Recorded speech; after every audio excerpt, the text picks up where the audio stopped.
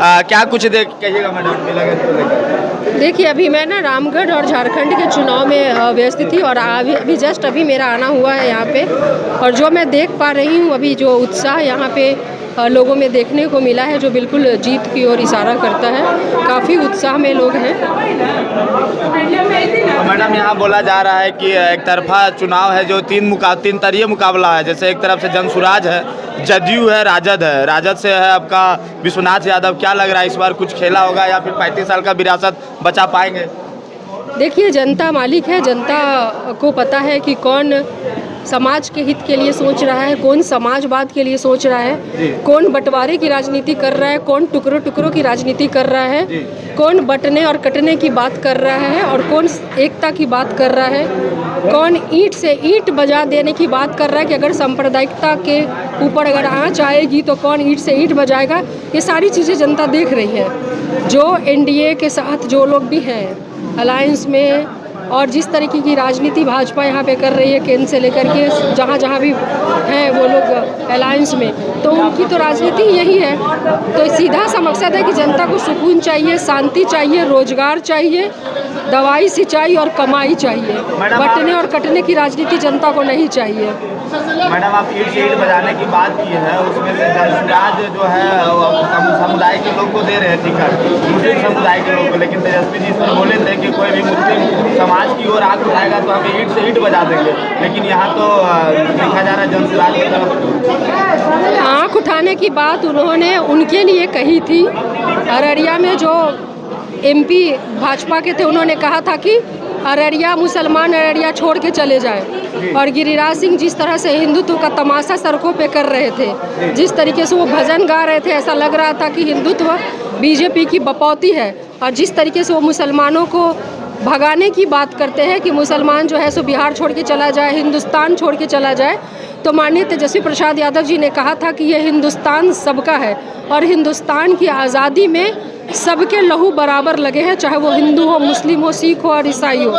तो सीधी सी बात है कि अगर इस तरफ अगर इस एकता पे अगर कोई आंख उठा करके देखेगा तो उसकी ईंट से ईंट बजा देंगे। मैडम, बिहार के तमाम जितने भी मंत्री हैं, मंत्री लोग हैं, खास करके बेलागंज लोग कैंपेन कर रहे हैं, क्या कुछ असर दिखेगा इस बार? देखिए, कभी भी उपचुनाव होता है तो चूँकि सभी जगहों पे होता नहीं है, तो ज़्यादातर नेता जो होते हैं चूँकि सभी जगहों पे नहीं होता, तो नेता का जमावड़ा लगना आम बात है।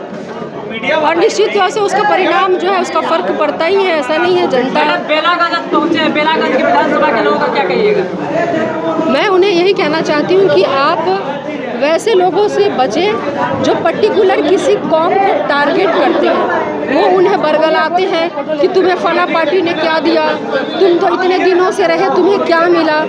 ये तमाम चीज़ें करके जो बरगलाने का काम करते हैं, जिनका सीधा मकसद है कि ऐसा करके वो पुनः यहाँ पे भाजपा अलायंस को ही लाना चाहते हैं, जो मुसलमानों को देखना नहीं चाहती। वो कहती है कि वो मुसलमान बिहार छोड़ के चला जाए, हिंदुस्तान छोड़ के चला जाए। तो वैसी जो तीसरी पार्टी जो आज यहाँ पे आकर के दिखा रही है अपना अपनापन, वो सीधा एनडीए अलायंस को फेवर कर रही है।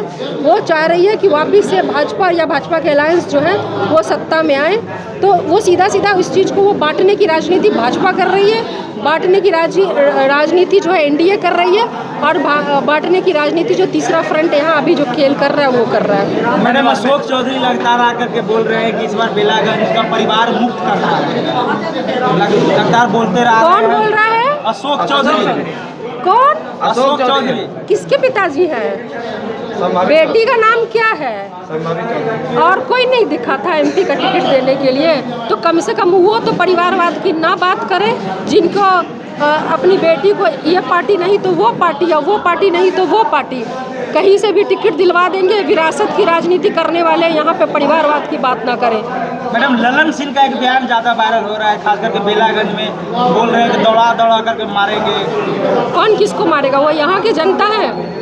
जनता क्या करेगी वो जनता पे छोड़ दे। कितने नंबर पे जाएंगे ना, वो गिनती भी नहीं रहेगी उनको। कहीं तीसरे नंबर की ना बन जाए। और वैसे भी अलायंस बना बना के चोर दरवाजे से आ करके सत्ता सरकार में आने वाले लोगों के मुंह से ये सब बातें शोभनीय नहीं देती है।